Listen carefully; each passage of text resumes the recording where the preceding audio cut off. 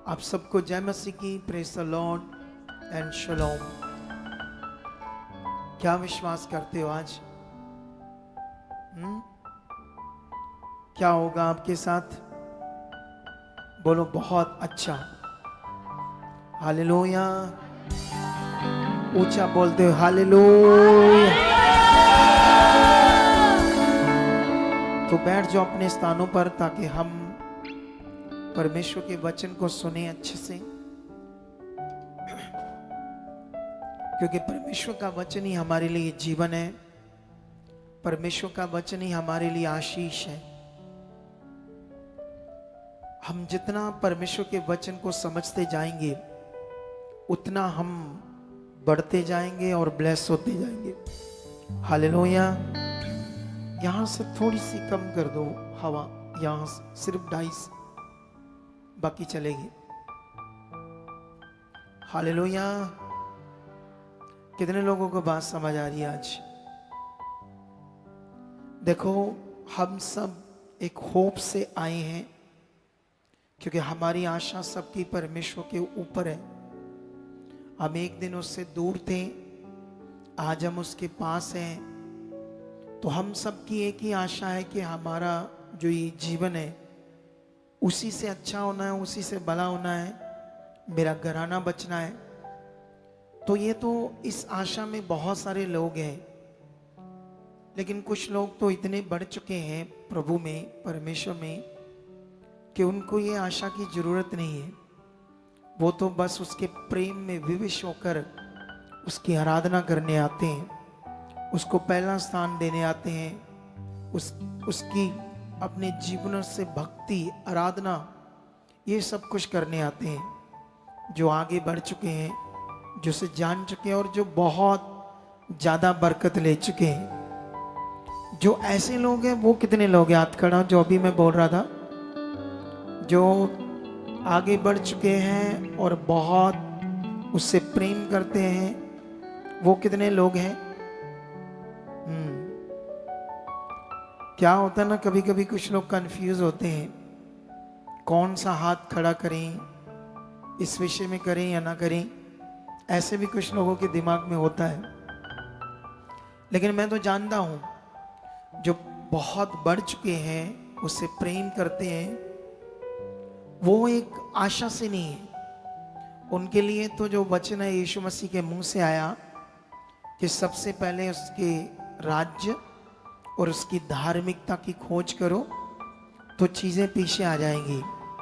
तो बहुत सारे ऐसे लोग हैं जिनके पीछे चीजें आ चुकी है पीछे, और आती जाएंगी, आती जाएंगी, क्योंकि वचन सच्चा है और वो पूरा होगा। हालेलुया।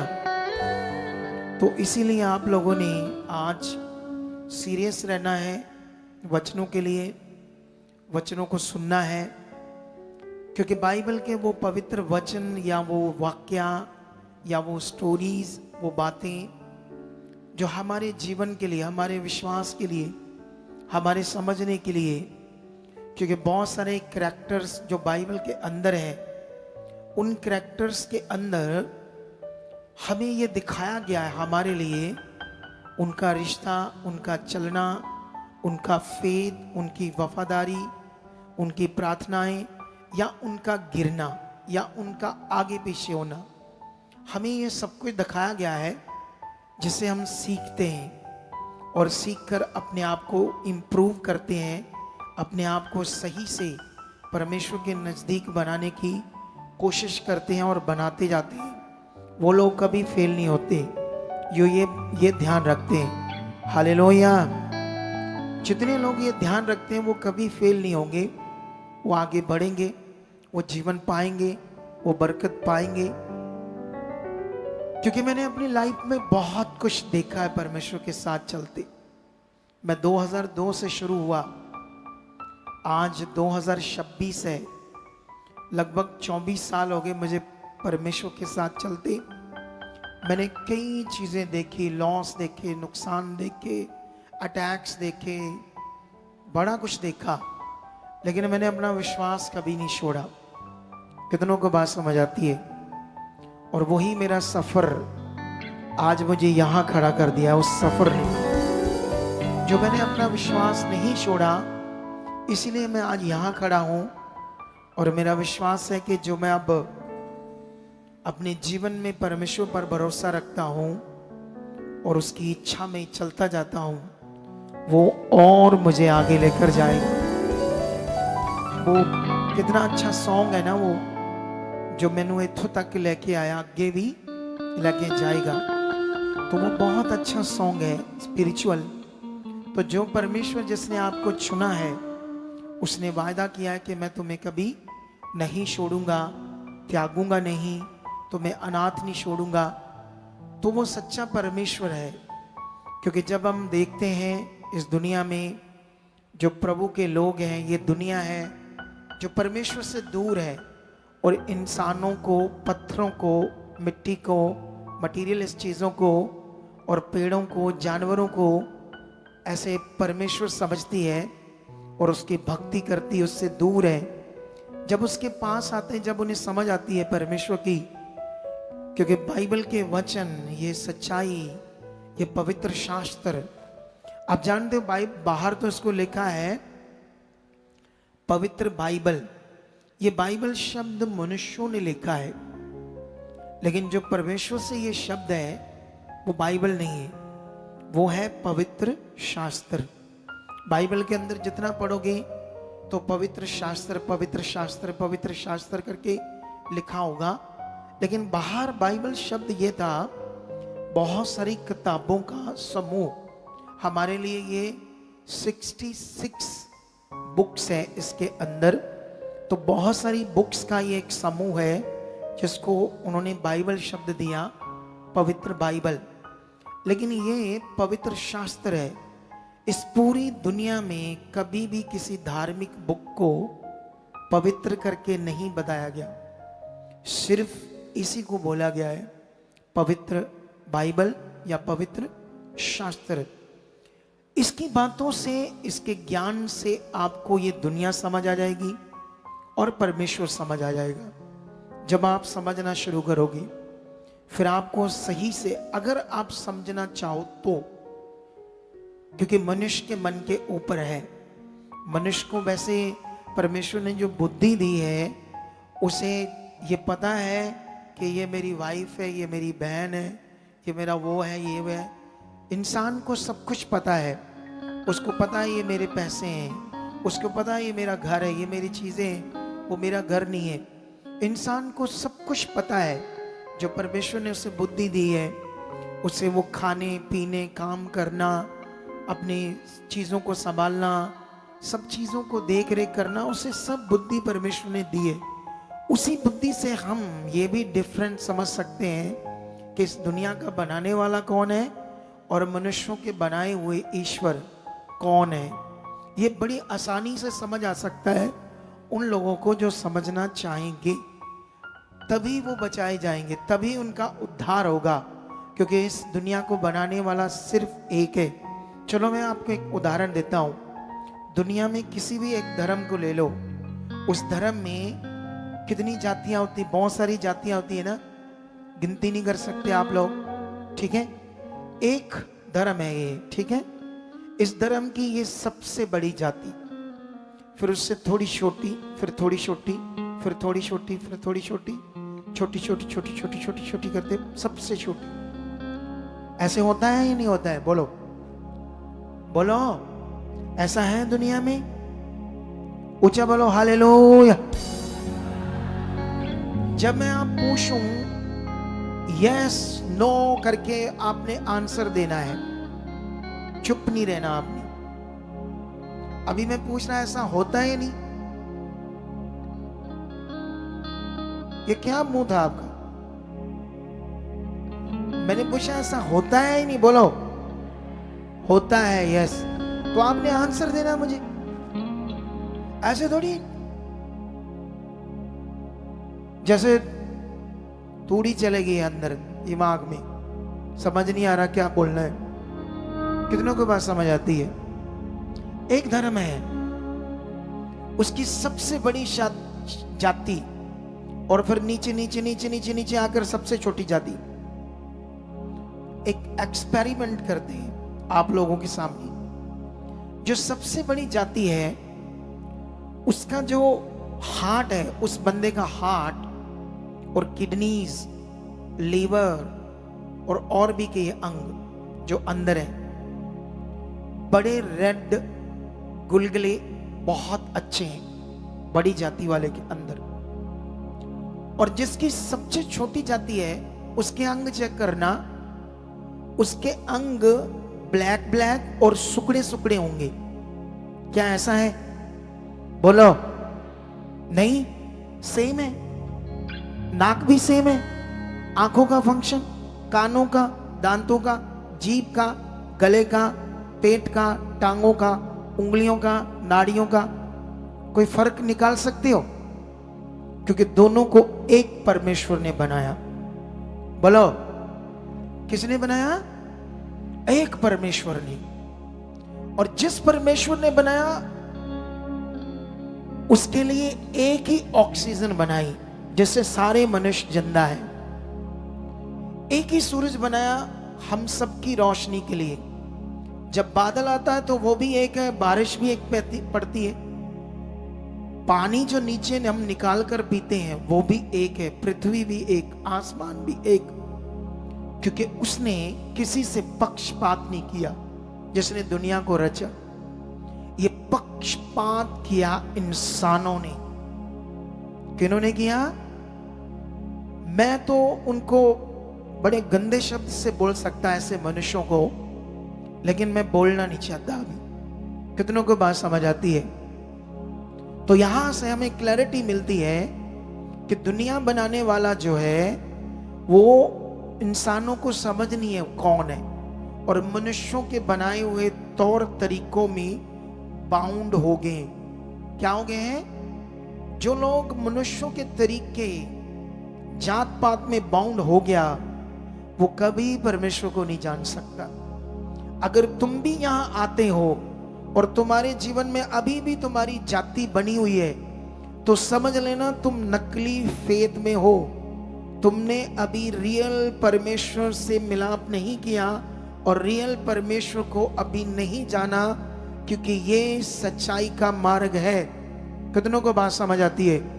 जब तक तुम्हारे अंदर ये बातें बैठती नहीं और तुम क्लैरिटी नहीं पाते और तुम उसकी खोज में नहीं हो, तुम उसकी धार्मिकता की खोज में नहीं हो, तुम उसके राज की खोज में नहीं हो, तो समझ लेना आप अटके हुए हो अपनी प्रॉब्लम्स में।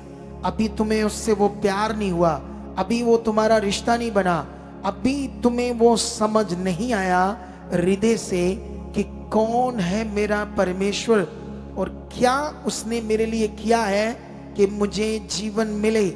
जब ये विश्वास आपके अंदर है, जब ये ज्ञान आपके अंदर है, तो तुम जकड़े नहीं रहोगे, तुम दुष्ट आत्मा के अटैक में नहीं रहोगे, तुम गरीबी में नहीं रहोगे, तुम हालातों में नहीं रहोगे।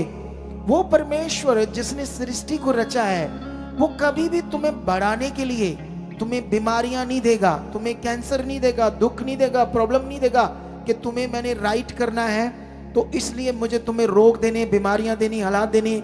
जैसे आज मैं एक टेस्टिमनी सुन रहा था, वो बॉर्न क्रिश्चियन थे, हालातों में थे, और वो ये दिमाग में बैठ गया था उनके कि परमेश्वर परीक्षाएं लेता है। वो किसी की परीक्षाएं नहीं लेता, वो किसी को दुख नहीं देता, लेकिन वो ये बात बताता है, कभी कभी वो बड़े प्यार से बताता है, कभी कभी वो डांट के बताता है। जैसे मान लो एक बच्चा है तो वो क्या कर रहा है, किचन है तो किचन की स्लैब पर चढ़ रहा है, ठीक है, तो मम्मी या बाप उसे समझा रहे मत चढ़ो मत चढ़ो गिर जाओगे, कभी उसे डांट कर समझा रहे, लेकिन बच्चा नहीं माना और चढ़ गया और स्लिप हो गया, नीचे गिर गया, उसकी हड्डी टूट गई। तो बाप ने और मां ने तोड़ी वो हड्डी? बोलो। उन्होंने तो समझाया कि ये जो जहां तुम चढ़ रहे हो ये तुम्हारे लिए खतरा है, लेकिन वो नहीं माना। इसीलिए परमेश्वर हमें जो समझा रहे हैं, डांट रहे हैं, वो हमारा भला है, वो हमारे भले के लिए, लेकिन हमें समझ नहीं आती। क्योंकि बाइबल में लिखा है कि जो इंसान है वो शारीरिक है और उसको परमेश्वर की आत्मिक बात समझ नहीं आती। इसलिए हम लालची तो होते हैं, हम स्वार्थी तो होते हैं, हमें समझ तो आती है शारीरिक बुद्धि से कि हाँ यहाँ प्रार्थना करते हैं, यहाँ लोगों की जिंदगी में काम होते हैं, बड़े बड़े रोग ठीक होते हैं। क्योंकि आप अपने एरिया के भी लोगों को जब देखते हो, जब वो यहाँ आते हैं वो बड़े बीमार होते हैं, लोगों ने अपनी आंखों से देखा होता है, क्योंकि जो आसपास के लोग होते हैं उन्होंने देखा ये बड़ा बीमार था, ये बड़ा हालातों में था। लेकिन जब उसे ठीक हुआ देखते हैं तो वो बोलता है मैं चर्च गया, मैं मिनिस्ट्री में गया। फिर वो सोचते हैं नहीं खुश तो है, लेकिन ऐसे ऐसे लोग क्या करते हैं, फिर आते हैं वो भी अपने काम के लिए, लेकिन काम के लिए तो आते हैं, लेकिन कभी भी सच्चे मन से उसे विश्वास नहीं करते, कभी भी सच्चे मन से उसकी इच्छा को पूरा करने के लिए नहीं समझते, कभी भी सच्चे मन से वो क्या चाहता है परमेश्वर इस बात पर ध्यान नहीं देते। जब परमेश्वर मेरे द्वारा डांटता है या आपको कुछ समझाता है तो उसमें 100% आपका भला है। अगर बच्चे को रोका, नुकीली चीजों से खेल रहा है बच्चा पकड़कर, तो माँ ने या बाप ने आकर डांटा, ये लग जाएगा, और उससे छीन कर साइड पर रख दिया। लेकिन उसके कुछ मिनटों के बाद माँ या बाप उधर से गए, उसने फिर पकड़ लिया और फिर से वो खेलना शुरू कर दिया और अपने लगा लिया, कट लगा लिया और लहू बहने लगा। अब उन्होंने तो डांटा ये लग जाएगा, वो उनको नहीं समझ आया क्योंकि उनकी बुद्धि में वो बात नहीं बैठी। इसी तरह से कुछ बिलीवर जो सुन रहे होते हैं, वो सुनते हैं, बैठते हैं, जो डांट समझाना आता है इधर से सुनते, इधर से कुछ लोग निकालते और चले जाते हैं, बात नहीं मानते, फिर हालातों में आते हैं, फिर प्रॉब्लम्स में आते हैं, फिर गुस्सा करते हैं, फिर प्रार्थना करवाओ सही समय से नहीं हुई, फिर गुस्सा करते हैं। बल्कि प्रभु यीशु मसीह आपके लिए कौन सा जीवन लेकर आया? चोखा जीवन। ऊंचा बोलो हालेलुया। प्रभु यीशु मसीह आपके लिए कौन सा जीवन आज लेकर आए? बोलो, ऊंचा बोलो। आंसर देना पड़ेगा तुम्हें, स्ट्रांग रहना पड़ेगा तुम्हें, क्योंकि वो खुदा जिसने तुम्हें चुना है वो तुमसे प्यार करता है बहुत ज्यादा। हालेलुया।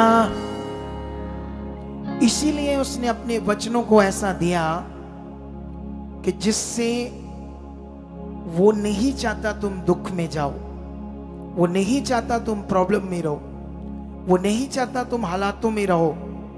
लेकिन याद रखना, बाइबल कहती बुराई का अंत और अनाज्ञाकारी का अंत एक दिन खतरनाक होगा। कितनों को बात समझ आती है? बुराई का अंत और अनाज्ञाकारी का अंत क्या होगा? खतरनाक होगा। आज बाइबल के अंदर एक मैं करैक्टर के ऊपर बात करने वाला हूं, एक जबरदस्त करैक्टर जिसका नाम है सुलेमान। सुलेमान राजा। आज मैं कुछ ऐसी बातें आपको बताऊंगा जो आप लोगों ने आज पकड़नी है और सीरियस रहना है। क्या रहना? आज सीरियस रह के इस वचन को अपनी जिंदगी में आपने आज लेकर जाना है और इस पर चलना है और इस पर क्या बनाना है? अपना फोकस बनाना है। ठीक है? हम जानते हैं कि ये सुलेमान दाऊद राजा का बेटा था, वो भी रखेल से। एक रानियां होती है, एक रखेल होती है, लेकिन ये रखेल का बेटा था। लेकिन ये अपने पापा से सीख चुका था परमेश्वर के बारे में, उसकी व्यवस्था के बारे में, उसकी आज्ञाओं के बारे में, उसके नियमों के बारे में। और ये निरंतर प्रार्थना में रहता था जब ये बच्चा था। हालेलुया। अब प्रार्थना परमेश्वर के रोज सामने जाना है। अब प्रार्थना अपने मन को उसके सामने रखना है। अब प्रार्थना अपने गुनाहों को भी उसके सामने रखना है, अपनी गलतियों को भी उसके सामने रखना है, और रोज अपनी प्रार्थना में उसकी इच्छा को मांगना है और अपने विषय रखकर आगे बढ़ते जाना है। जैसे दाऊद करता था। दाऊद कहता था, हे परमेश्वर परख कर मुझे जान, मुझ में कोई टेढ़ी चाल तो नहीं, देख मुझ में कोई बुराई तो नहीं, देख मैं तेरे साथ अनाज्ञाकारी तो नहीं, देख मैं तेरे विरुद्ध कोई पाप तो नहीं कर रहा। वो हमेशा अपनी प्रार्थनाओं में अपने आप को परमेश्वर के सामने रखता था। और जितने लोग ऐसा करेंगे वो कभी ठोकर नहीं खाएंगे। हालेलुया। क्योंकि तुम जीवित परमेश्वर के बनाए हुए लोग हो। तुम किसी पत्थर, मिट्टी या मनुष्य के हाथ की बनाई हुई चीज जो ना कभी थी, ना कभी बोल सकती, ना कभी वो कुछ कर सकती है।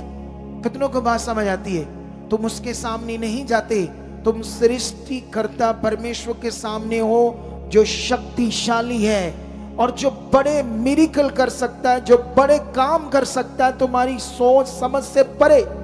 लेकिन ये तब होगा जब आप उसके सामने चल रहे हो, अपने आप को रोज रखकर। क्योंकि परमेश्वर के साथ जो चलना है वो छोटा मोटा विषय नहीं है। तुम एक सर्वशक्तिमान खुदा के चुने हुए बच्चे हो। तुम्हें ये एहसास होना चाहिए, तुम्हें ये समझ होना चाहिए कि मैं किसका चुना हुआ, मैं किस पर विश्वास करता हूं, वो कौन है। तुम्हारे दिल दिमाग में चलना चाहिए। अगर तुम्हारे दिल दिमाग में ये बातें चलती है, फिर तुम हालातों से नहीं डरोगे। ये मैं जानता हूं। जिसे पता लग जाता है परमेश्वर के बारे में, उसकी सामर्थ के बारे में, उसके रिश्ते के बारे में, उसकी आज्ञाओं के बारे में, और जो अपने आप को उसकी आज्ञाओं में बनाना शुरू कर देता है, वो कभी ठोकर नहीं खा सकता। ये वचन की पावर है। कितनों को बात समझ आती है? लेकिन यहां बाइबल में लिखा, सुलेमान जो था वो अपने बाप से धार्मिक जीवन को पकड़ चुका था और बचपन से ही वो प्रार्थनाओं में परमेश्वर के सामने रहा और परमेश्वर की दृष्टि उस पर बन गई, जबकि वो रखेल का बच्चा था। लेकिन जो उसकी रानियों के बच्चे थे, परमेश्वर ने उन्हें अपने उस प्रजा के ऊपर राजे के लिए नहीं चुना, इससे चुना। उसका क्या कारण था? उसका कारण था उसका धार्मिक जीवन। उसका कारण था अपनी प्रार्थनाओं में निरंतर रहना। उसका कारण था उसकी व्यवस्था पर चलना।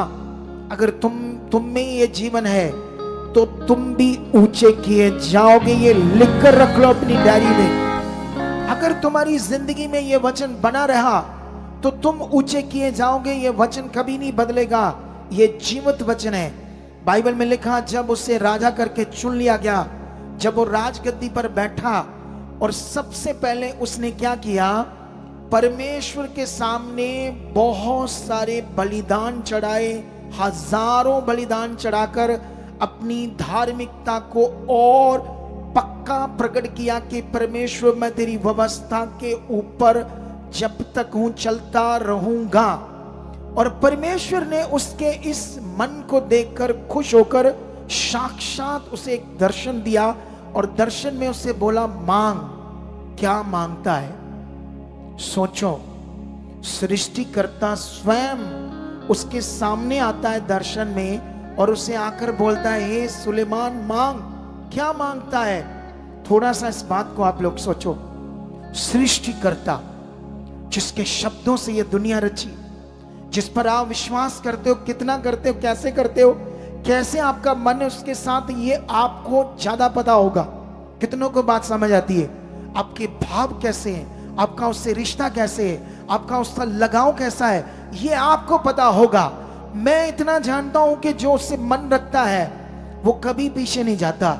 मैं इतना जानता हूं जो अपनी बात को परमेश्वर के सामने रखकर उसे जान लेता है, परमेश्वर का आत्मा उसे बढ़ाता जाता है, बढ़ाता जाता है, बढ़ाता जाता है। वो कभी पीछे जा ही नहीं सकता, वो कभी डाउन हो ही नहीं सकता।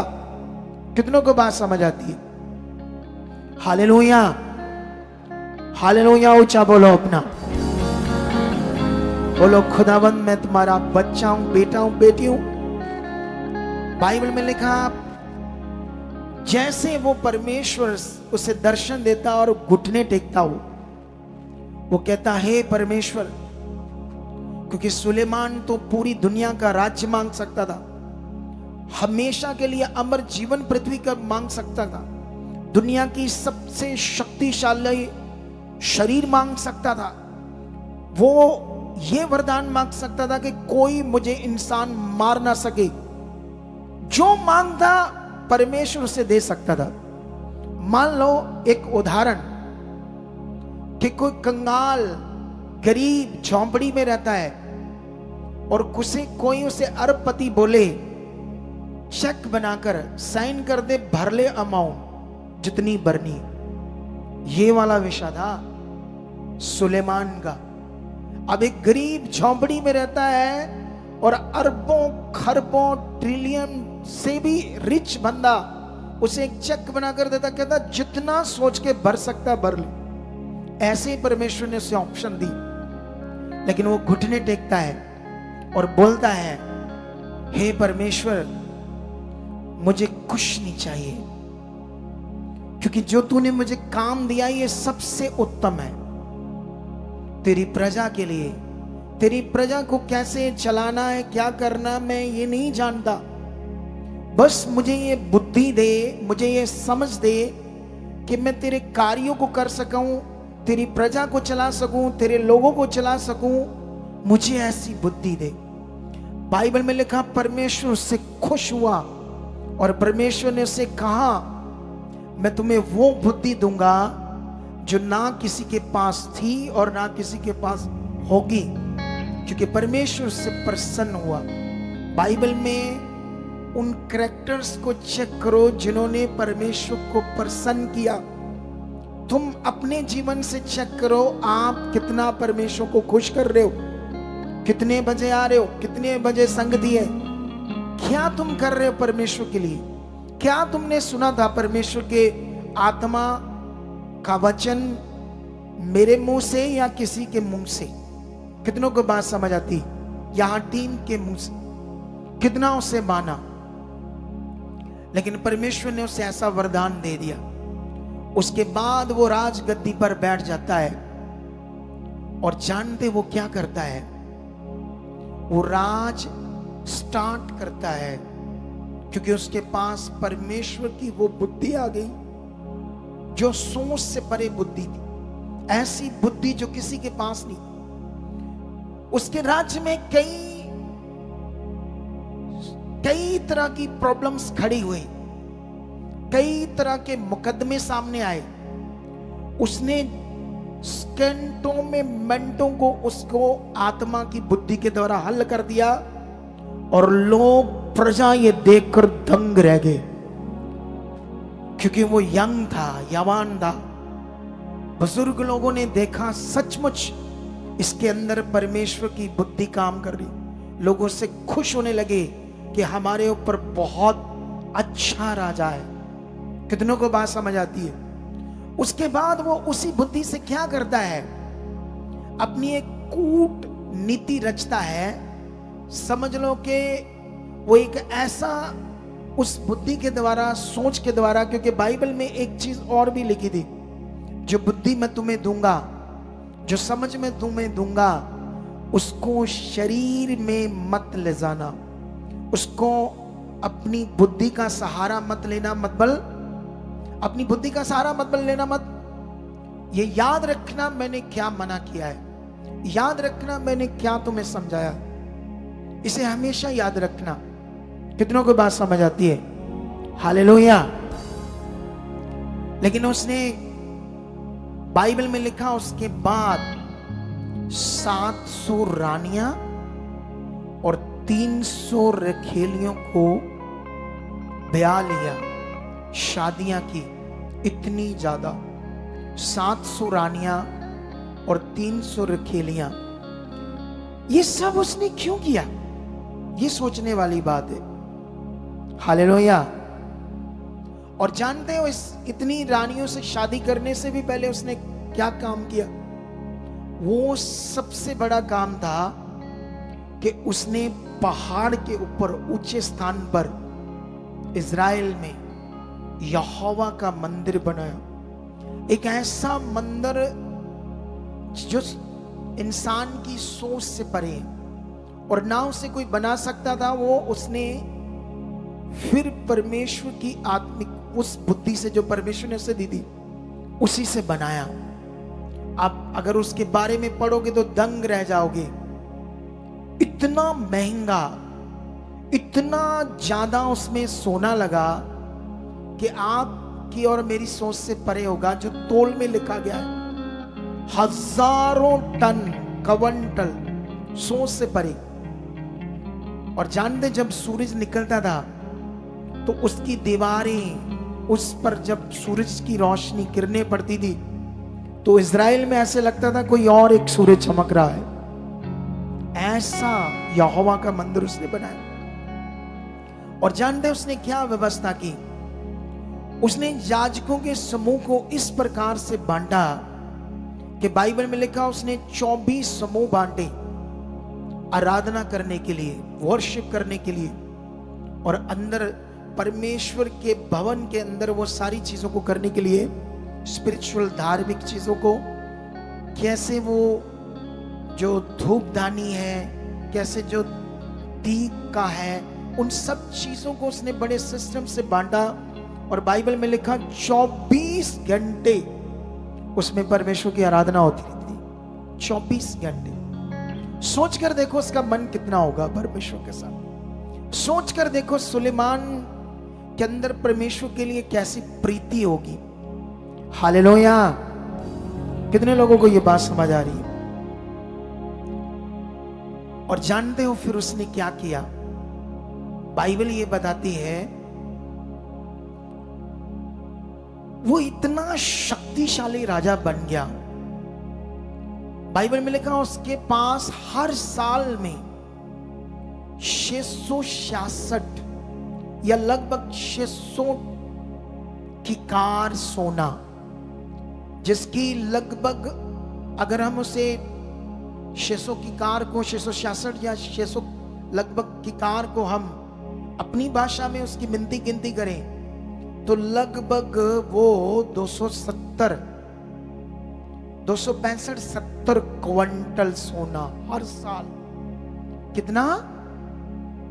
265 70 क्विंटल। एक क्विंटल सोना मैं यहां रख दूंगा तो कितना ढेर लग जाएगा बोलो?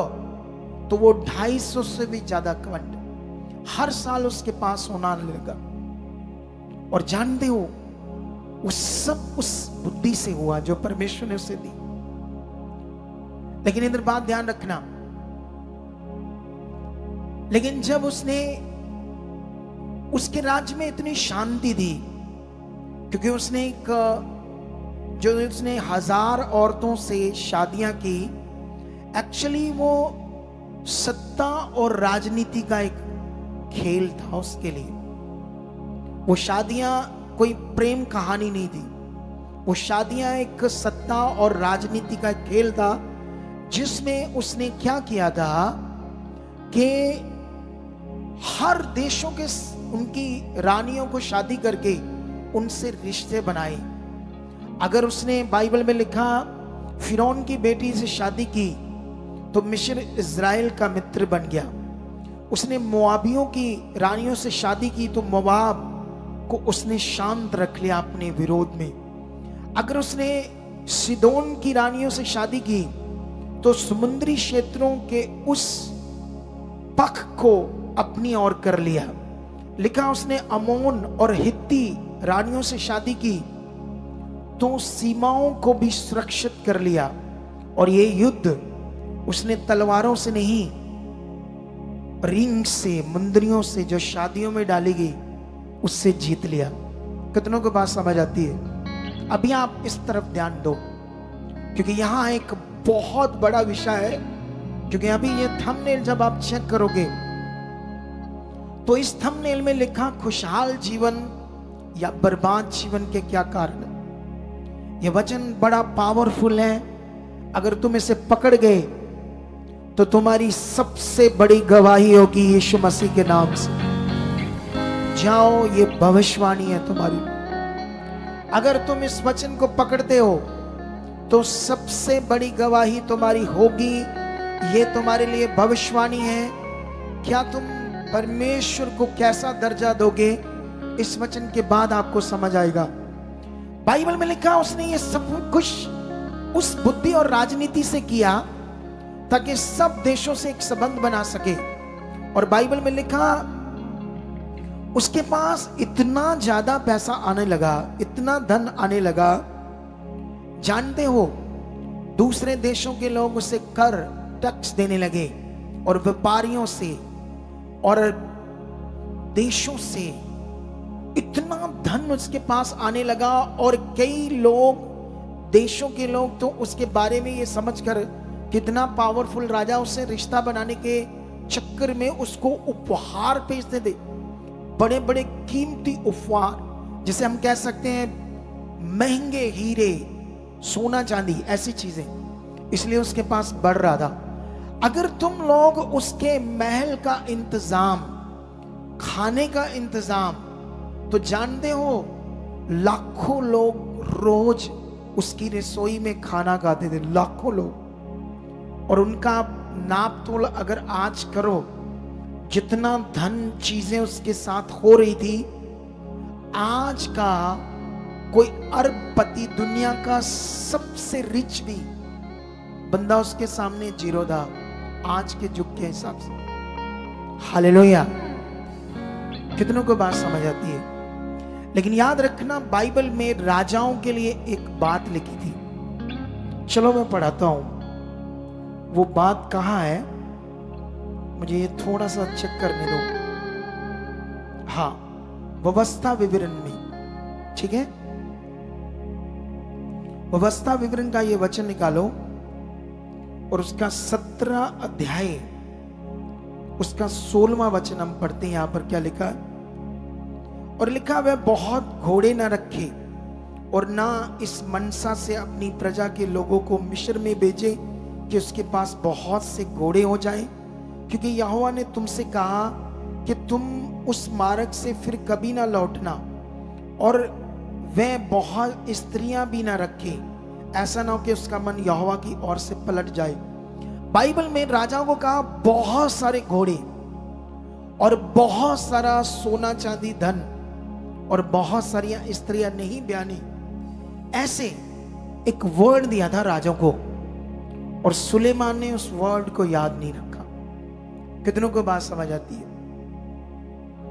परमेश्वर के उस अनुग्रह में जब वो बढ़ने लगा और उसके बाद वो ग्रेस इतनी पावरफुल तरीके से काम कर रही थी।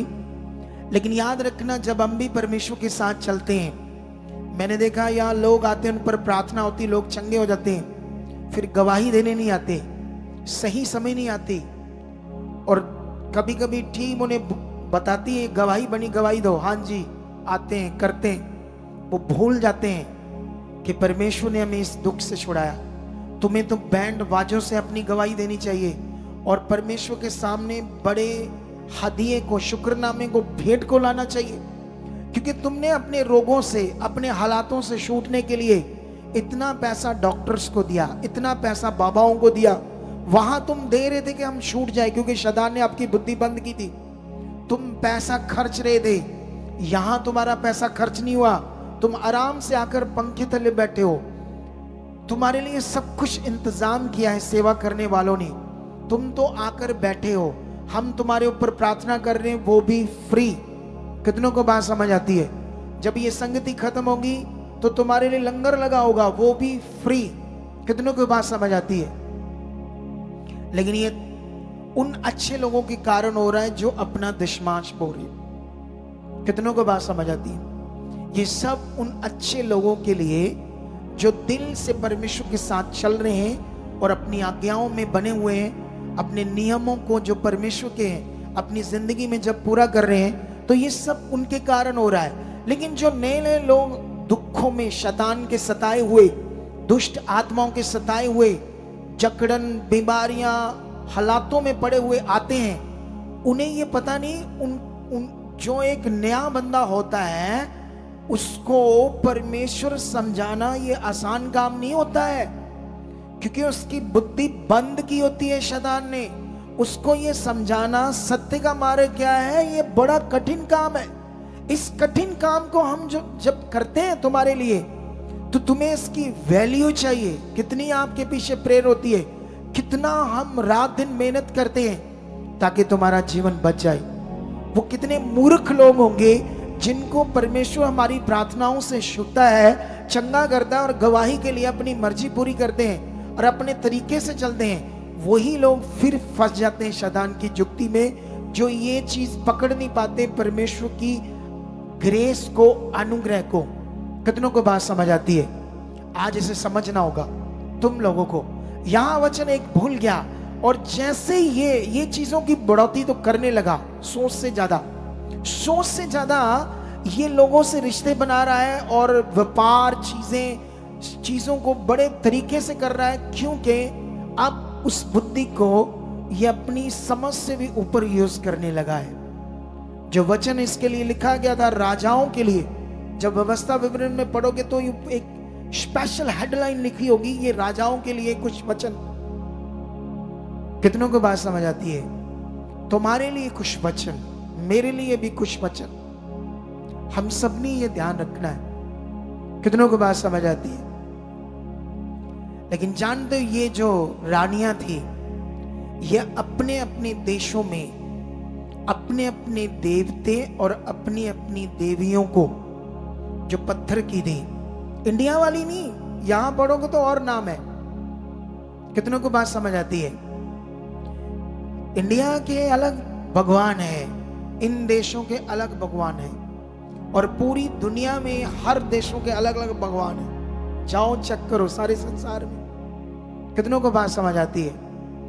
और ये जब लेकर आई, अब सुलेमान क्या कर रहा है, उनके साथ थोड़ा सा सहमत हो रहा है ताकि शांति बनी रहे, सब चीजें अच्छे से चलती रहे।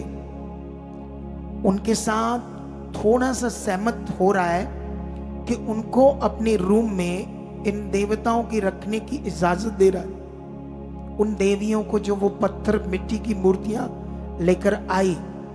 लेकिन उसके बाद धीरे धीरे उनने कहा ये जगह हम थोड़ा इधर बना लें ताकि हम अपनी धार्मिकता को कर सकें। सुलेमान थोड़ा सा सहमत हो गया, और बाइबल में पढ़कर देखो क्या हुआ उसके बाद। बाइबल में जैसे लिखा गया कि वो अपनी रानियों के प्रेम में अब उनमें खो गया, और उन रानियों ने उसका मन अपने देवताओं की ओर फिरा दिया। और उसके बाद धीरे धीरे वो चीजें बढ़ती गई, और फिर उसके बाद क्या होता है, उसी देश में उनके मंदिर भी उसने बना दिए।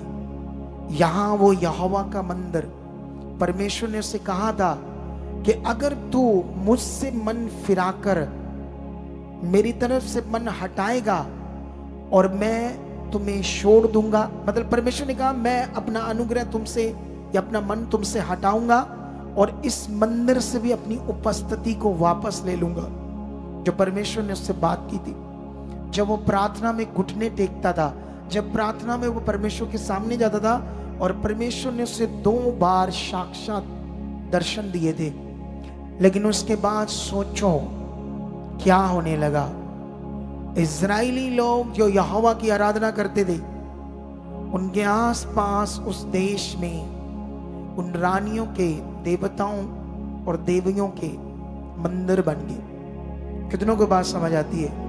उसका मन परमेश्वर से हट गया, और जानते हो सुलेमान का पतन हुआ। सुलेमान का राज्य खत्म होने लगा, उस देश में प्रॉब्लम आने लगी, फाइनेंशियल प्रॉब्लम आने लगी, चीजों को मैनेज करने में अब सुलेमान को प्रॉब्लम आने लगी। और जानते हो सुलेमान ने नीति वचन लिखा, उस समय परमेश्वर ने उससे लिखवाया, उन सब के लिए इतने अच्छे वचन लिखवाए, लेकिन वो खुद ही गिर गया, उन वचनों को नहीं पकड़ पाया। कितनों को बात समझ आती है? लेकिन बाइबल में जब सुलेमान का अंत हुआ तो उसमें कुछ नहीं बताया गया अंत में, जैसे जानबूझकर परमेश्वर ने उस पन्ने को ऐसे रहने दिया ताकि हमें कुछ समझा सके परमेश्वर। उसमें कुछ भी नहीं बताया गया, इतना ये गुप्त रखा गया विषय कि क्या सुलेमान घुटनों पर आया, या उसने पश्चाताप किया, या आंसू बहा बहा कर अपनी प्रार्थनाएं की और फिर से अपने मन को फिराया, ऐसा कुछ भी नहीं लिखा। कितनों को बात समझ आती है? हाँ, सुलेमान ने एक बुक लिखी जिसका नाम था सबो उपदेशक। कितनों को बात समझ आती है? इतना पावरफुल राजा जिसके पास दुनिया के सामने वर्ल्ड में कोई राजा नहीं, कोई उसकी बुद्धि के बराबर नहीं, उसके जैसा कोई न्याय नहीं कर सकता, उसके जैसा कोई सिस्टम नहीं दे सकता था। वो राजा एक बार जब सारी सिचुएशन में फंसता है और जान दे, वो कहता है सब कुछ पृथ्वी पर व्यर्थ। ऐसे लिखता है उन शब्दों को। क्यों लिखता है? क्योंकि वो अंदर से कुछ फील कर रहा था जब वो फंस गया था। ऐसे जब हम फंस जाते तो ऐसे विचार हमारे अंदर भी आते, ऐसी चीजों में हम भी फंस जाते हैं, जबकि परमेश्वर से हमारे लिए बहुत आनंद है, हमारे लिए बहुत कुछ है। कितनों को बात समझ आती है? हालेलुया।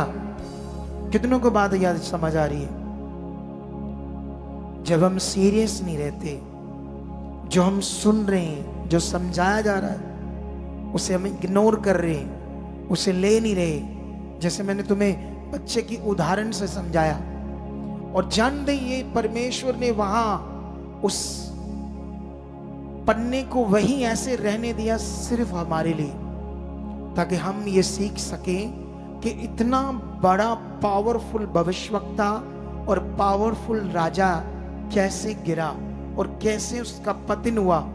इससे सिर्फ हमें सीख मिलती है कि हमें परमेश्वर के साथ कैसे चलना है। मैंने कहा बाइबल के कैरेक्टर्स, वो महान कैरेक्टर्स या वो लोग जो गिर गए, उनके कैरेक्टर्स, उनके साथ ऐसा क्या हुआ, उसके बाद जब आप चेक करोगे तो उसकी जगह पर जब वो उसकी डेथ हो जाती है, सुलेमान की, बूढ़ा होकर, तो बाइबल में लिखा उसका बेटा रहूब्याम उसकी जगह राज्य करने लगता, गद्दी पर बैठता है और पूरा राज खत्म हो जाता है। वो सारे जो उसने अपने तरीके से उन राजों को शांत किया था, सब विरोध हो जाते हैं और फिर से वो हमला करते हैं, अटैक्स करते हैं। वो सारी दूसरे देशों के राजा इज़राइल के विरुद्ध होकर उन्हें मारते हैं और भवन को भी लूटकर उसकी सारी चीजों को ले जाते हैं और पूरी तरह से इज़राइली तितर बितर हो जाते हैं। कितनों को बात समझ आती है? ऐसे हम श्रापित होते हैं जब हमें समझ नहीं आती कि परमेश्वर ने हमें क्या कहा था। हालेलुया। कितनों को बात समझ आ रही है आज? क्या तुम परमेश्वर की बड़ी मर्जी को पूरा करने के लिए तैयार हो? बाइबल के अंदर एक और कैरेक्टर है, आज हम उसका भी जिक्र करेंगे। उसका नाम है योना। योना की बुक जब हम पढ़ते हैं तो वो भी सेम एक स्टोरी है जिसको परमेश्वर ने रख दिया ऐसे ही। बहुत सारे जब योना की बुक को पढ़ते हैं लोगों को समझ नहीं आता है ये लोग कौन थे, क्या था। और अंत में जब लास्ट अध्याय या आयत जब वो बुक खत्म हो रही है तो वहां पर परमेश्वर ये बात करके छोड़ देता है कि मेरे इस नगर में जो लोग हैं वो इतने 1 लाख कुछ हजार जो मेरे लोग हैं वो रहते हैं और दाएं बाएं नहीं जानते उनका भेद और उसमें कितने पशु हैं। और फिर बाइबल की वो बुक बंद हो जाती है, फिर नहीं पता चलता क्या हुआ क्या नहीं हुआ। चलो आज मैं थोड़ा सा इसके ऊपर से पर्दा उठाता हूं और आपको इसका कुछ ज्ञान देता हूं ताकि आपको उस बुक की सही से समझ आए योना का वो कैरेक्टर ऐसा क्यों था और वो वचन क्या थे। सबसे पहले तुम्हें यह बताना चाहता हूं कि वो अशूर की राजधानी थी नीनवे। अशूरी लोग जो इज़राइल के सबसे खतरनाक दुश्मन थे। हालेलुया। कितनों को बात समझ आती है? नीनवे के लोग जिसके लिए परमेश्वर ने योना नबी को कहा कि जा उस नगर की बुराई इतनी बढ़ गई है, इतनी बढ़ गई है कि मैं उनको अब नाश कर दूंगा। इससे पहले कि मैं उन्हें नाश करूं उनको बता कि तुम लोग पश्चाताप करो, मन फिराओ, नष्ट होने से बच जाओगे। कितनों को बात समझ आती है? अब ये अशूरी लोग, समझ लो चैन कहां से आ रही है? Can say. कहां से आ रही है? ये वो अशूरी लोग जो नीनवे नगर है, जो बहुत बड़ी राजधानी है अशूर देश की। कितनों को बात समझ आती है? और इज़राइल के सबसे खतरनाक दुश्मन थे, और जिनके लिए योना के अंदर उनके लिए कोई भी दया नहीं थी। वो उन्हें इतना क्रूर और बुरा मानता था, अशूरी लोगों को, और उसके दिल में ये एक ही बात थी कि जो न्याय है, और इनका न्याय ये है कि ये नष्ट होने चाहिए। कितनों को बात समझ आती है? ये योना के अंदर मन था नीनवे को लेकर। लेकिन जब परमेश्वर ने उसे दर्शन में कहा कि जा उस देश में और उन लोगों को जाकर मेरी ये चेतावनी दे कि अगर तुम मन नहीं फिराओगे अपने पाप से, अपने गुनाहों से, तो मैं तुम्हें नष्ट कर दूंगा। और बाइबल में लिखा वो क्या कर रहा है? ये परमेश्वर का वचन सुनने के बाद, वो परमेश्वर की बात सुनने के बाद नीनवे को नहीं जाता। वो एक समुद्र किनारे जहां बहुत सारे शिप्स है, वहां एक शिप्स देखता है, शिप जहाज समुद्री, भाड़ा देकर उस पर चढ़ जाता है, और वो जहाज के निचले हिस्से में उतरना शुरू कर देता है, मानो जैसे किसी बड़े बोझ को पीछे छोड़कर आया, मानो कोई ऐसी बात जो उसे बड़ी दुखी कर रही थी, और उससे वो शांति चाहता था, छुटकारा चाहता था। इसलिए वो नीचे जाकर बैठ गया, और उसे ऐसे फील हुआ जैसे कोई आवाज, जो कोई ऐसी आवाज जिसे उसे लगा कि मुझे परेशान कर रही है, और उससे उसने सोचा मुझे शांति मिल गई, इसलिए जहाज के नीचे वो शांत होकर बैठ गया। कौन सी आवाज, कौन सी वो बात जो परमेश्वर ने उसे कहा था तो नीनवे में जा। अब वो क्या कर रहा था?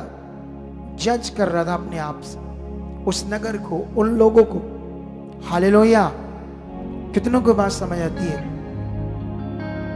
वो परमेश्वर की दया और उसकी करुणा को जानता था। बाइबल में लिखा, इसी बुक में, मैं जानता हूं तू करुणा और दया करने वाला परमेश्वर, और करुणा निधान परमेश्वर। हालेलुया! कितनों को बात समझ आती है? लेकिन बाइबल के अंदर लिखा, जैसे जहाज चलता है लहरों के ऊपर, और समुद्र में एक तूफान शुरू हो जाता है। यह तूफान एक न्याय को प्रकट करने वाला था, और एक नबी का पीछा कर रहा था। कौन? न्याय। कितनों को बात समझ आती है? एक ऐसी दया जो परमेश्वर की। हालेलुया! और बाइबल में लिखा, एक बड़ा विषय है वहां पर।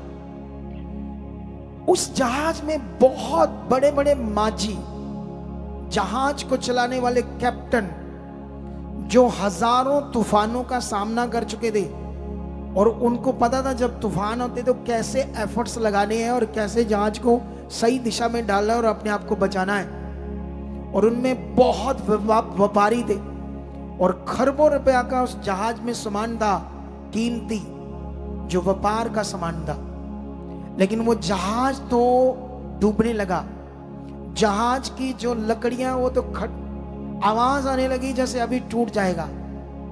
और उन्होंने अपने सारे एफर्ट्स जब लगाए तो उन्हें लगा कि ये आफत समुंदर की नहीं है, ये किसी दैवीय शक्ति की है, ये एक स्पिरिचुअल कोई प्रॉब्लम है।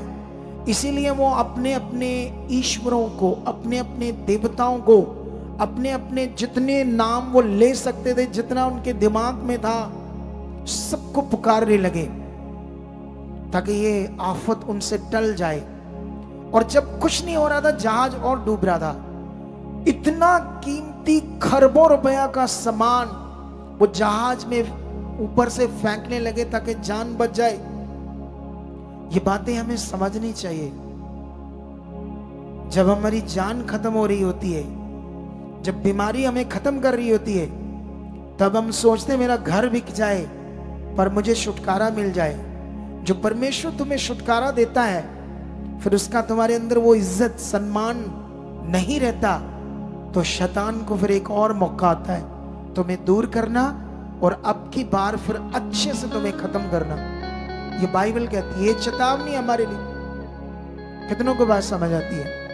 और कभी कभी हम लोग इन बातों को समझ नहीं पाते अपने शरीर के कारण। और बाइबल में लिखा, इतना खरबों रुपए का सामान फेंकना शुरू कर देते। अगर मैं तुम्हें पढ़ाऊं वो वचन, लेकिन मैं नहीं चाहता तुम्हें पढ़ाऊं, लेकिन आप पढ़ लेना योना की बुक को कर जाकर। ये सारा जो मैं समझा रहा हूं सब कुछ लिखा है बाइबल में। और बाइबल के अंदर लिखा, सोचो जिनको वो पुकार रहे थे ईश्वरों को, अगर वो थे जीवित या है, तो उन्होंने ऐसा रोका क्यों नहीं? बोलो, क्या नहीं किया? उसे रोका क्यों नहीं? मैं सोच रहा हूं थोड़ा सा आपको पढ़ाता हूं, मजा आएगा।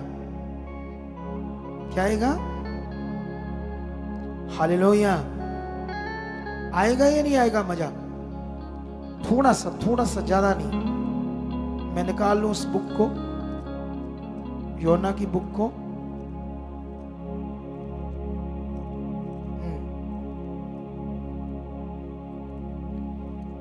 बस 2 मिनट में तुम्हें बताता हूं पेज नंबर कितना है। और पेज नंबर है हिंदी का 1075, ठीक है। और बाइबल में लिखा, जैसे ही वो अब सोच रहे थे कि आज हमारा जीवन खत्म हो जाएगा, इतने में एक कैप्टन जहाज का नीचे जाता है और वो उसे सोए हुए देखता है आराम से। किसको?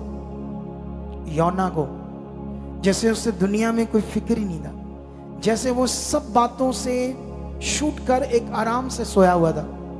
उसे जगाता है, चीखता है, तेरा कोई ईश्वर है तो पुकार, आज खत्म हो जाएंगे। उसे ऊपर लेकर जाते हैं, और जब ऊपर लेकर जाते हैं तो उसके बाद उन्हें समझ नहीं आ रही क्या हुआ है, लेकिन उनके तरीकों से चिट्ठी डालते किसके कारण आफत आई है।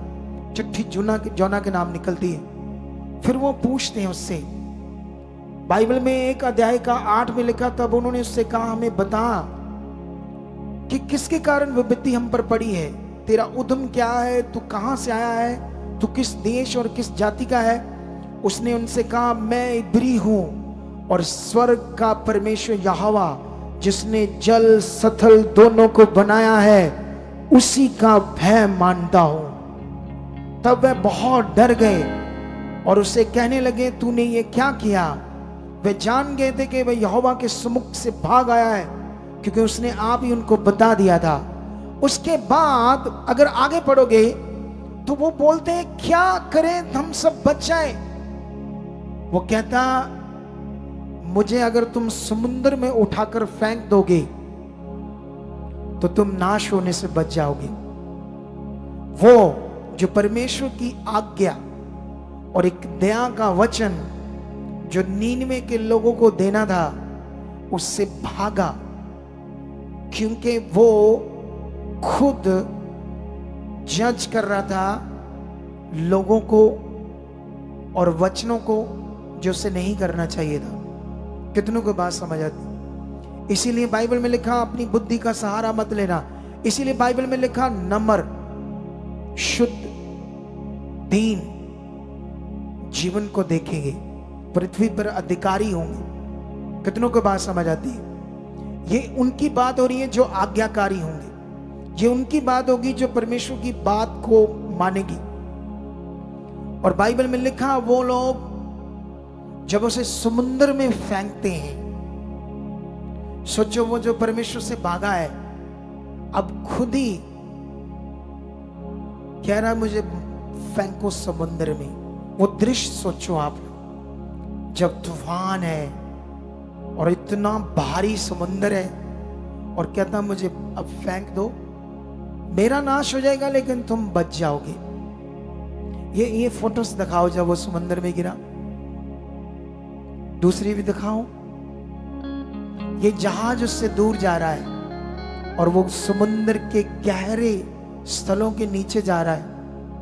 और जब नीचे जाता है, सोचो थोड़ा सा इसके बारे में, वो ऊपर को देख रहा है, सांस इसकी बंद हो रही है, सांस आ नहीं रही। क्या सोच रहा होगा योना उससे?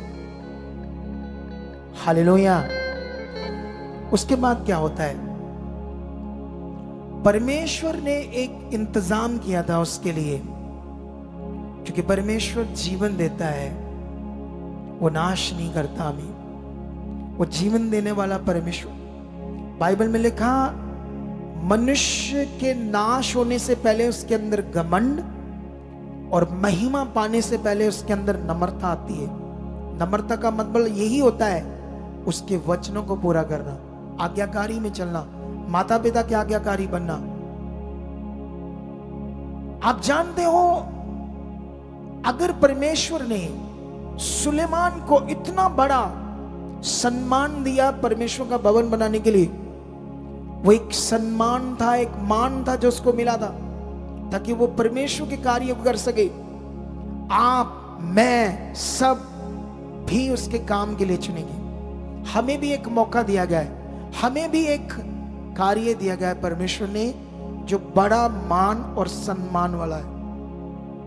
हम बड़े, मैं कह सकता हूं कि कीमती मनुष्य है कि हमें ऐसी सेवा मिली है, लेकिन हमारा शरीर इन बातों को नहीं समझता।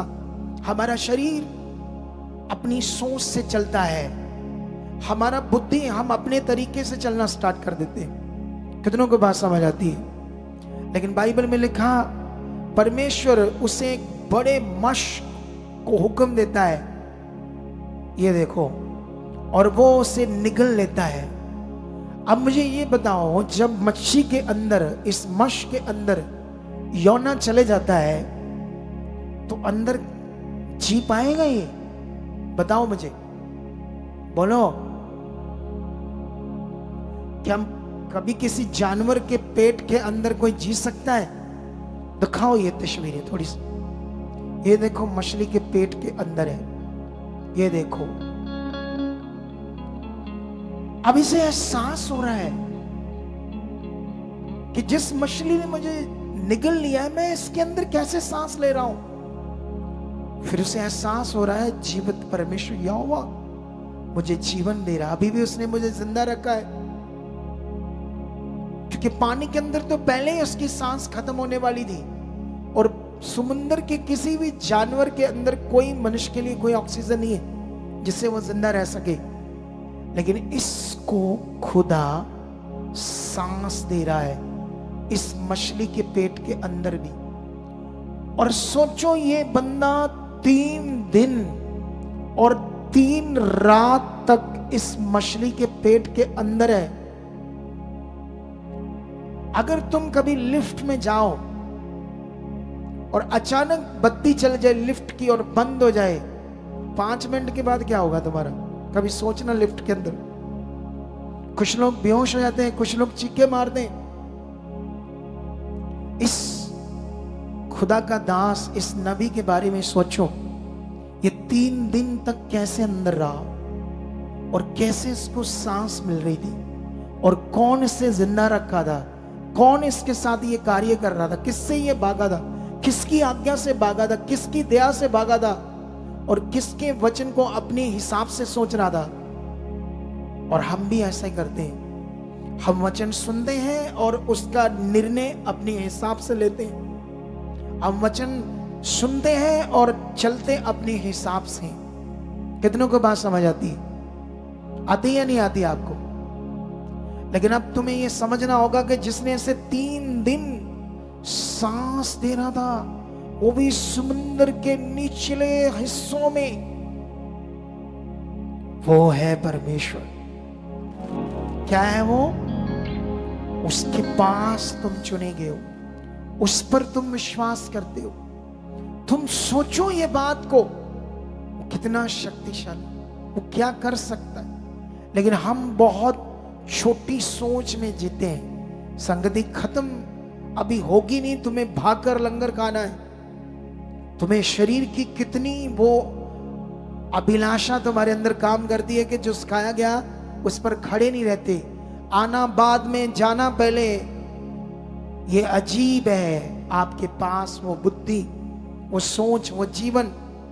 तुम उस आशीष से, उस बरकत से जो ढेरों तुम्हारे लिए रखी है, उससे अपने आप को दूर रख रहे हो। मत रखो उससे दूर, उसे लेना है तुमने। कितनों को बात समझ आती है? परमेश्वर नहीं चाहता तुम दुख में रहो, परमेश्वर नहीं चाहता तुम हालात में रहो। अगर मुझे ये अवसर मिला सेवा का, तुम्हें अवसर मिला, ये जो ये बैठे मेरे साथ पुलपट के ऊपर ये बच्चे वर्शिप करने वाले, कोर्स लगाने वाले, शायद इनको शरीर में पता नहीं इस वैल्यू का कि इनको किसने यहां बैठाया। ये अपने हिसाब से आते हैं। मैंने इनको, इनमें से एक जन को ऊपर ठहराया कि इनको सही से बताना क्या क्या मेरा मैसेज। मैंने उसको अजनाला क्रूसेड में इनके उस बंदे को इतना डांटा, पता क्यों? क्योंकि ये बच्चे 6 बजे उस पुलपट के ऊपर आए थे। वहां कभी लिपस्टिक ला रहे, कोई तैयारी कर रहा है, अपने को कपड़ा सवार रहा है। बेवकूफ। कितनों के पास समझ आती है? इनको ये वैल्यू नहीं था कि यहां मुझे क्या काम मिला। जब तक ये चीजों को हम पकड़ेंगे नहीं कि किसने इन्हें यहां बैठाया है, एक वैल्यूएबल है। कितनों को बात समझ आती है? मैं भय रखता हूं खुदा का। मैं रोज अपने आप को खुदा के सामने रखता हूं, रोज अपनी गलतियों को खुदा के सामने रखता हूं, और रोज उसके सामने घुटने टेकता हूं, और रोज मैं सेवा के लिए उससे बात करता हूं। मेरा कोई ऐसा पाप, मेरा ऐसा कोई गुनाह इस कलीसिया पर नहीं आएगा, इन लोगों पर नहीं आएगा। इन पर तेरा अनुग्रह हमेशा बना रहना चाहिए। रोज इन बातों को तुम्हारे लिए रखता हूं, क्योंकि मैं सीरियस हूं इस सेवा के लिए। कुछ सेवा करने वाले बच्चे रोज चीजें गड़बड़ कर सकते, आगे पीछे कर सकते, लेकिन ये ऐसे अपने आप को रखते नहीं उसके सामने। कितनों को बात समझ आती? और बाइबल में लिखा, वो जानता था कि अगर उन्होंने पश्चाताप किया तो परमेश्वर इन्हें माफ कर देगा, लेकिन उसके दिल में जो उनके लिए था, वो सबसे खतरनाक दुश्मन थे अशूरी लोग, क्रूर थे। और इजरायली लोग उनसे इतने भय के साथ जिंदगी जीते थे, इतनी प्रॉब्लम में उससे रहते थे, तो इसलिए उसके अंदर ये दिमाग था कि इनके लिए तो स्वर्ग से आग आनी चाहिए। ये नगर जो दिख रहा है मुझे, खत्म हो जाना चाहिए, मिट जाना चाहिए। कितनों को बात समझ आती है? लेकिन सर्वशक्तिमान खुदा, ये दुनिया इतना पाप कर रही है, दुनिया ने उसकी जगह पता नहीं पत्थरों को, मिट्टियों को दी है, जानवरों को दी है, पेड़ों को दी है, मटीरियलिस्ट चीजों को दी है। वो सब देख रहा है, लेकिन नाश क्यों नहीं कर रहा? वो चाहता है उनके पास सुसमाचार जाए, उनको मेरा पता चले, वो मन फिराए, मुझे जाने और नाश ना हो। और ये काम तुम सबको दिया है परमेश्वर ने, ताकि तुम अपने गांव के लिए, अपने नगर के लिए प्रार्थना करो, ताकि वो बचाए जाएं। वो हमारे लोग हैं, हमारे बहन भाई हैं, लेकिन शैतान इसके विरुद्ध है। शैतान इसके लिए चीजों को खड़ा कर रहा है, ताकि सच्चाई फैले ना, ताकि सुसमाचार दुनिया में प्रचार ना हो। जब इसका ज्ञान दुनिया में बताओगे, इसका ज्ञान समझोगे, तो तुम्हारा दिमाग तो हिल जाएगा, अगर तुम समझने वाले हो सच्चाई का मार्ग और दुनिया का मार्ग। कितनों को बात समझ आती है? बाइबल में लिखा, जब उस नगर में जाता है, उसे यह डर नहीं था कि वो लोग मुझे नाश कर देंगे। कोई ऐसे उसके दिमाग में नहीं था। एक बात थी बस, परमेश्वर का न्याय क्या होगा इन लोगों की। और जब वो बच जाता है, मच्छी उसे बाहर निकल देती है, सोचो उसकी बॉडी, शरीर क्या हाल हुआ होगा उसका। लेकिन फिर भी वो जिंदा था। अब वो घुटने टेक रहा और पश्चाताप कर रहा है, और अब वो जाता है उस नगर में और उनको चेतावनी देता है परमेश्वर की कि तुम नष्ट होने वाले हो, परमेश्वर तुम्हें नष्ट करने वाला है, मैं उसका नबी। लेकिन जब बाइबल ये कहती है, उन लोगों को सचमुच ये समझ आई कैसा परमेश्वर करने वाला है, यहोवा करने वाला है, यहोवा का नबी है, क्योंकि उन लोगों ने यहोवा के वो सब काम पता था। उन्हें पता था समुद्र कैसे दो भाग करके इजरायली बचाए गए, कैसे जंगल में रहे, बड़े बड़े चमत्कार, बड़ी बड़ी बातें वो लोग जानते थे, देशों के लोग जानते। आज भी हम यीशु मसीह में चलने वाले लोग हैं, दूसरे धर्म वाले जानते हैं परमेश्वर हमारे साथ क्या कर रहा है, लेकिन इसके विरोध में बातें हो रही है, क्योंकि बुद्धि बंद की शैतान ने, उनकी भी बुद्धि बंद की थी। वो जानते थे कि यहोवा कर सकता है, लेकिन उन्होंने लिखा, राजे ने टाट बांधे, राख में बैठा, पशुओं को उपवास रखे, बच्चे से लेकर बुजुर्ग तक सब ने भूखे रहे और पश्चाताप करने लगे।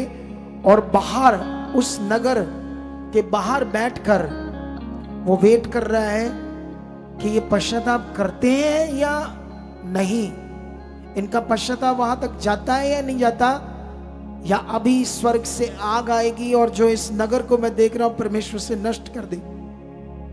लेकिन बाइबल में लिखा वो नष्ट नहीं होता, क्योंकि परमेश्वर उन्हें माफ कर देता है जब वो पश्चाताप करते हैं।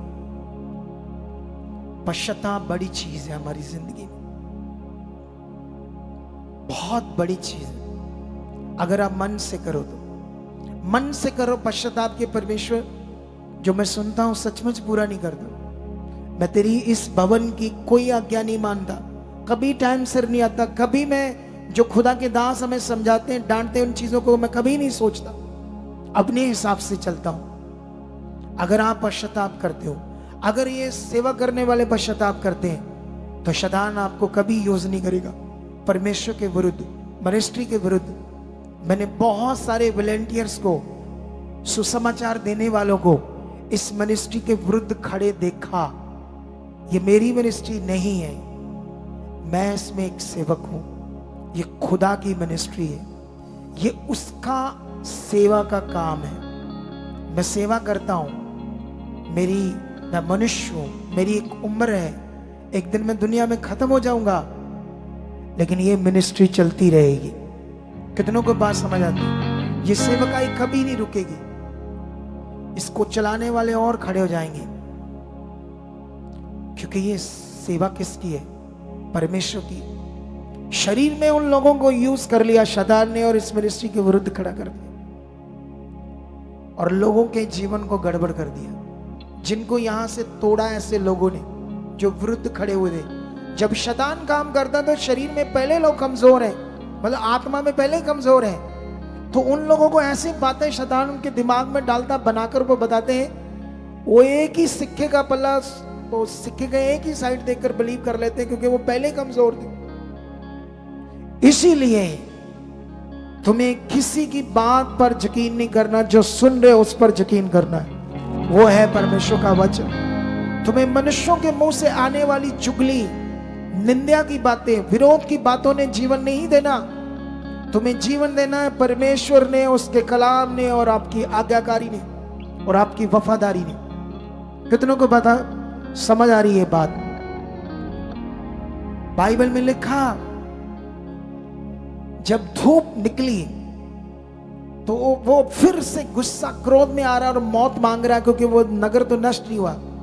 परमेश्वर एक ही रात में एक पेड़ उगाता है और उसके ऊपर बड़ा पेड़ उगकर उसे शायद छांव देता है और बड़ा खुश होता है, और उसी रात वो एक कीड़े को भेजता है और उसको काटता है और सूख जाता है, और फिर बड़ा गुस्सा करता है वो यौना, उसे वो समझाता है, कहता है ये पेड़ तूने नहीं उगाया, फिर भी तुम इससे खुश हुआ क्योंकि इससे तुम्हें तुम्हारा भला हुआ, लेकिन जब ये सूखा और तुम इसके लिए क्रोधित हुए तो सोच कर देखो ये मेरे लोग हैं, चाहे अशूरी क्यों नहीं, चाहे दूसरे क्यों नहीं, है तो मेरे, सब मेरे, भटके हैं, मुझसे दूर है।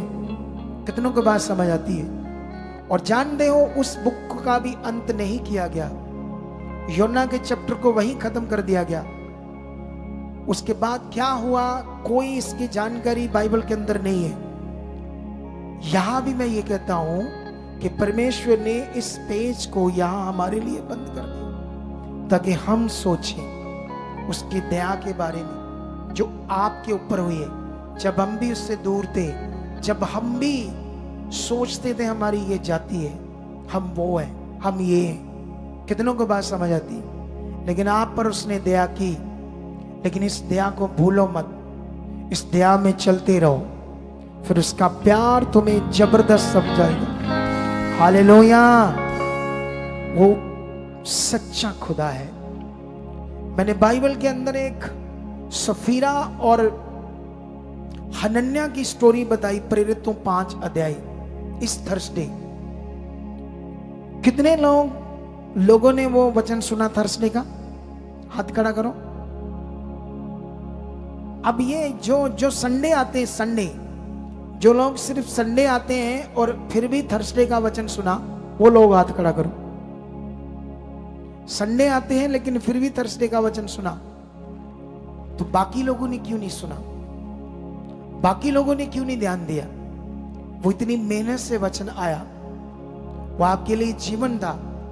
जब हम दुनिया में, सोचो इधर देखो ध्यान से, जब आप बीमार होते हो तो कितनी मेहनत से हॉस्पिटल जाते हो, कितनी दूर दूर हॉस्पिटलों में धक्के खाते हो, पैसे खर्चते हो, वहां टाइम देते हो। 4 घंटे में बारी आती है एक्सरे की, डॉक्टर से मिलने की, हॉस्पिटल में करते नहीं करते? एक मेहनत करते हैं, पैसा खर्चते हैं ताकि एक्सरे और मेडिसिन दी जाए और हमें आराम आए, जबकि वो मिलता भी नहीं। बोलो, मिलता है? लेकिन कितनी मेहनत, कितना पैसा खर्चते हैं, कितना टाइम देते हैं। लेकिन जो परमेश्वर सर्वशक्तिमान है, जहां डॉक्टर भी हाथ खड़े कर देते हैं कि अब तो तुम्हें वो ऊपर वाला बचा सकता है, हमारे हाथ क्या है? खड़े हैं, क्योंकि वो मनुष्य है, उनके पास जितने एफर्ट्स है, जितनी नॉलेज है, वो करेंगे। लेकिन याद रखो, ये परमेश्वर वो कर सकता है जो दुनिया में कोई नहीं कर सकता। वो तुम्हारी लंगड़ी टांगों को फिर से नया बना सकता है, जो डॉक्टर नहीं बना सकते। तुम्हारी अंधी आंखों को, जन्म की अंधी आंखों को फिर से नया बना सकता है, क्योंकि वो परमेश्वर वो ऐसा कर सकता है। और ऐसे चमत्कार, पावर के काम बाइबल के अंदर लिखे, उनकी वैल्यू, उन पर फेथ कितना है, कितना फोकस है, कितना ध्यान है, कितने मन में वो चल रहे हैं। इससे फील होगी आपकी धार्मिकता, इससे समझ आएगा आपका फेथ कि आपके अंदर वो पावर के काम कैसे चल रहे हैं और आप कैसे अपने मन को बनाकर रख रहे हो। हालेलुया। हनन्या और सफीरा की जो स्टोरी है बाइबल के अंदर, बाइबल में लिखा, एक बरनबास नाम रखा था एक लेवीय का, प्रेरितों ने, और उसकी एक भूमि थी जो उसने बेचकर सारा पैसा प्रेरितों के पांव में रख दिया, क्योंकि वो लेवी था, उसने अब सेवा करनी थी और उसका घर का सारा प्रबंध अब उसी से होगा, सेवा से होगा।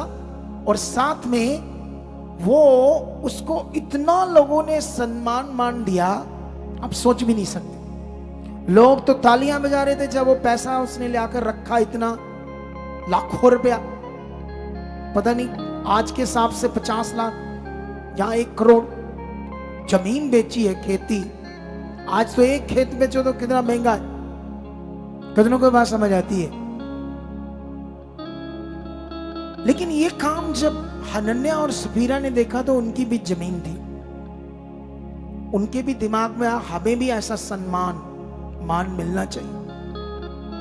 और दोनों ने प्लान किया, पति ने प्लान किया, हम अपने खेत बेचेंगे और उसका आधा हिस्सा रखेंगे और आधा किसको देंगे?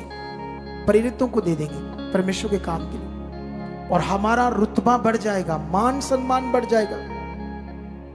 और बाइबल में आएगा, और बाइबल में लिखा, वो ऐसा ही करते, प्लान करते हैं कि जब तुमसे कोई बात करे तू भी ऐसे बात करना, जो कुछ हमने बेचकर इकट्ठा किया था, जो पैसा हमने सारा परमेश्वर में डाल दिया है। कितनों को बात समझ आती? लेकिन ये झूठ किसी मनुष्य से नहीं था, ये सीधा पवित्र आत्मा से। और जैसे वो पैसा लेकर मंडली में पहुंचता है और पतरस की आंखें तो लाल हो जाती, क्योंकि उसके अंदर एक फीलिंग आ रही बैड उसको देखकर। पवित्र आत्मा उसको गाइड कर रहा है कि ये मुझसे दगा कर रहा है, धोखा दे रहा है, मुझसे झूठ बोल रहा है, मेरे साथ जो इसका मन है वो सही नहीं है। और जैसे पतरस उससे बात करता है, हनन्या, शैतान ने तेरे मन में क्यों डाला कि तू पवित्र आत्मा से झूठ बोले? बता, जो तू लाया है क्या इतना ही है?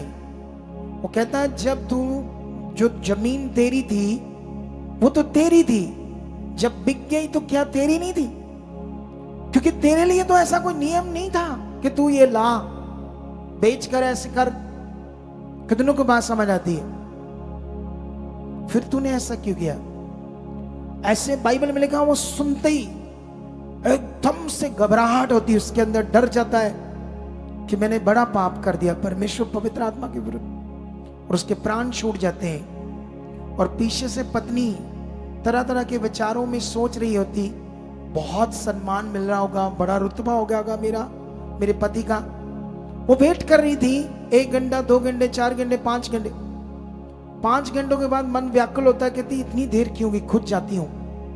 तैयार होती है और पहुंचती है, और जैसे पतरस उसे देखता, उससे पूछता है, सफीरा बता, क्या तुमने जो जमीन बेची तो क्या इतने में बेची? कहती हाँ। कहता, तुम दोनों के मन में शैतान ने ये क्यों डाला कि तुम दोनों ने एका किया कि पवित्र आत्मा के विरुद्ध पाप करो? और उसने कहा, देख तेरे पति के गाड़ने वाले अभी आए हैं और तुम्हें भी ऐसा हो सकता है। और लिखा, उसके भी प्राण निकल जाते हैं। और सारी मंडली डर जाती है ये देखकर कि पवित्र आत्मा के विरुद्ध जो पाप है नहीं करना। जब आगे बढ़ोगे तो वो उस इंसिडेंट से सीखते हैं और अपने आप को बदलते हैं। हम भी यहां सुनते हैं, हम सुनते हैं ये बंदा पीछे चला गया था, ये हालात आ गया, और हम ये चेक नहीं करते ये क्यों बताया जा रहा है, ताकि हम भी अपने आप को इंप्रूव करें। और जो ब्लेसिंग्स है, जो आशीर्वाद है परमेश्वर के, वो ले, क्योंकि वो किसी की परीक्षा नहीं लेता। वो तो खुश होता है तुम्हारी खुशहाली से, वो खुश होता है तुम्हारी बेदारी से, वो खुश होता है तुम्हारे अच्छे जीवन से, जो ऐसा वो चाहता है। इसीलिए यीशु मसीह ने तुम्हारी सजा को अपने ऊपर लिया, तुम्हारे पाप को, तुम्हारे गुनाह की सजा को, तुम्हारी मौत को अपने ऊपर लिया, तुम्हारी बीमारियों की भी पीड़ा को कोड़े खाकर खुद सहा, और तुम्हें छुटकारा दे दिया, और तुम्हारे लिए छुटकारा रख दिया। अगर नहीं होता तो ये छुटकारा कैसे मिलता?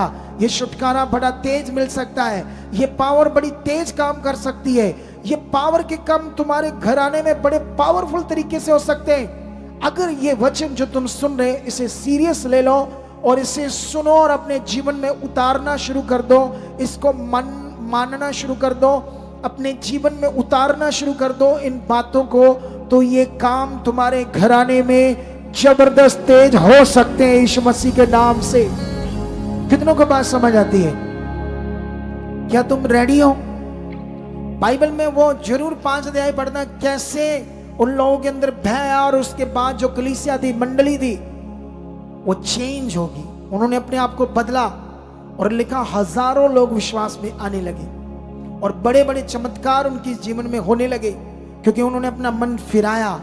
आज जरूरत है हम मन फिराएं उन बातों से जो परमेश्वर के विरुद्ध है, उन विषयों से जो आपके जीवन में गड़बड़ है, अनाज्ञाकारी है। कितनों को बात समझ आती है? हालेलुया। क्या आज इसको मन फिराने के बाद चमत्कार देखना चाहते हो? तो ये होगा आज। ये वचन आत्मा ने आपको दे दिया है। इससे पहले कि ये वचन आपकी जिंदगी में पूरा हो और मैं उठाकर आपसे पूछूं कि क्या चमत्कार हुआ, कौन सी बीमारी आपके जीवन में गई है, उससे पहले हम बीज बोने के वचन को पूरा करेंगे। अपने भेंट को, अपने दशमांश को, जो बाइबल में लिखा है, जो आज्ञा परमेश्वर ने हमें दी है कि अपने 10वें हिस्से को मेरे काम के लिए बोना, सुसमाचार के लिए बोना है, रूहों को बचाने के लिए बोना है। जितनी ब्रांचेस में लोग हैं वो भी सारे कान खोलकर इस वचन को सुनो जो परमेश्वर ने आज आपको दिया है, इसे आप दोबारा सुन सकते हो घर जाकर, ताकि हम इस वचन को अपने जीवन में क्या कर सके, पूरा कर सके। हालेलुया। कितने लोगों को बात समझ आ रही है आज? और मैं विश्वास करता हूं कि तुम लोगों ने अपना मन फिरा लिया है और तुम लोग एक बड़ी गवाही से आ चुके हो, वो भी बैंड बाजों के साथ। कितने लोग चाहते हैं मेरी गवाही बैंड बाजों के साथ हो? मैंने एक भाई की गवाही सुनी, वो कहता मैंने 21 ढोल लेकर गया था चर्च में जब मेरे घर 10 साल के बाद बेटा हुआ। क्या यहां नहीं हो रहे? लेकिन वो इतनी खुशी उसको हुई कि 21 ढोल लेकर उसने चर्च में बजाए और खूब आराधना की परमेश्वर की। क्या यहां 12 साल बाद नहीं हुए, 15 साल बाद नहीं हुए, 20 साल बाद नहीं हुए? क्या हुए या नहीं हुए? तो ढोल बजाए ऐसे।